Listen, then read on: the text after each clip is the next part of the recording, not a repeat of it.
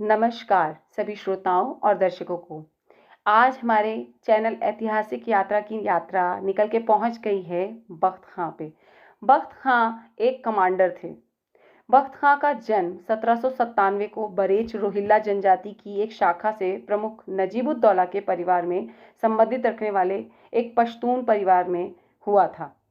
इनका जन्म रोहिलखंड के बिजनौर में हुआ था और बाद में ईस्ट इंडिया कंपनी की सेना में एक सूबेदार बन गए। बंगाल में घुड़सवारों के तोपखानों में 40 वर्ष का अनुभव प्राप्त कर चुके थे और पहले एंग्लो अफगान युद्ध को भी इन्होंने देखा था और वहां भाग लिया था।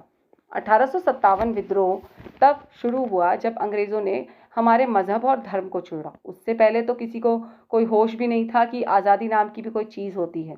छिटपुट घटनाएं होती रहती थी लेकिन उनका कोई असर नहीं हो रहा था।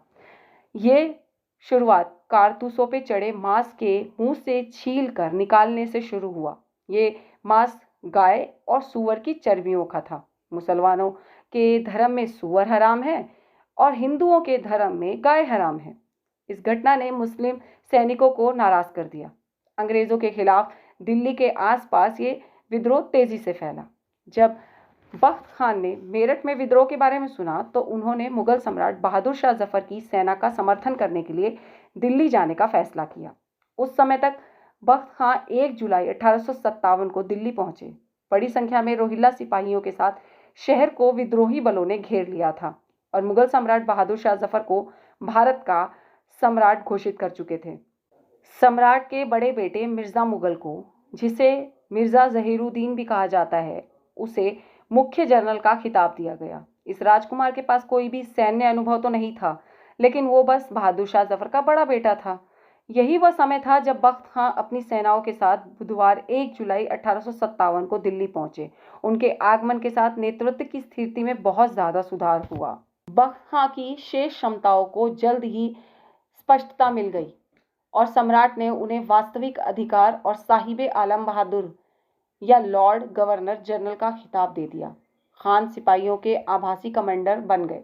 हालांकि मिर्जा जहीरुद्दीन अभी भी कमांडर इन चीफ थे। बख्त खां को कई समस्याओं का सामना करना पड़ा। सबसे बड़ी समस्या तो वित्तीय थी। खजाना खाली पड़ा था। दूसरी समस्या आपूर्ति थी, जो समय के साथ और भी ज्यादा गहरी होती जा रही थी। जब ब्रिटिश सेना ने सितंबर 1857 को शहर पर हमला किया, तब अंग्रेजों के शहर में बहुत से जासूस और एजेंट थे जिनके द्वारा अंग्रेज शाह पर आत्मसमर्पण का दबाव बना रहे थे। दिल्ली के आसपास की स्थिति लगातार बिगड़ रही थी। बख्त खां के नेतृत्व विद्रोहियों की संगठन, आपूर्ति और सैन्य ताकत की कमी की क्षतिपूर्ति नहीं कर सके। 8 सितंबर 1857 में शहर पर हमला किया गया और शहर को पूरी तरह घेर लिया गया। 14 सितंबर को अंग्रेजों ने कश्मीरी गेट और बहादुर शाह पर हमला किया। 20 सितंबर 1857 को बख्त खां की अपील को ठुकराते हुए अंग्रेजों को आत्मसमर्पण ना करते हुए वो हुमायूं के मकबरे की ओर भाग गए। सम्राट को गिरफ्तार कर लिया गया और मुगल ब्रिटिश नागरिकों के नरसंहार में फंस गए। राजकुमारों को मौत के घाट उतार दिया गया। बख्त खां ने खुद दिल्ली छोड़ दी और लखनऊ और शाहजहांपुर के विद्रोहियों में जाकर शामिल हो गए।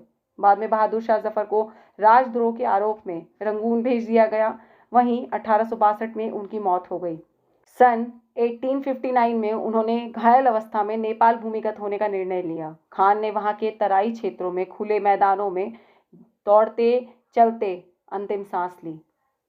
आज़ादी के मतवाले कैसे थे ना अपनी परवाह की, ना किसी भी चीज़ की, ना जिंदगी की, ना मौत की। बस हमें आज़ादी दिलाने के लिए मर मिटे, खुद की जान पर भी। कभी कभी मुझे यकीन नहीं होता कि कोई किसी के लिए इतना कुछ कर सकता है, पर क्या खुदा के बाद किसी का अगर नंबर रखा जाए तो इन्हीं को रखा जाए। मुझे अच्छा लगता है आपको इतनी सारी चीज़ें बताना। आज़ादी के मतवालों की ये सीरीज़ चलती रहेगी जब तक मुझे बहुत सारे लोगों को आपके सामने रखना है। तो अगर आपको मेरा ये चैनल, मेरा ये प्रयास अच्छा लगता है तो कृपया करके मुझे लाइक, शेयर और कमेंट ज़रूर करें, सब्सक्राइब करें। धन्यवाद।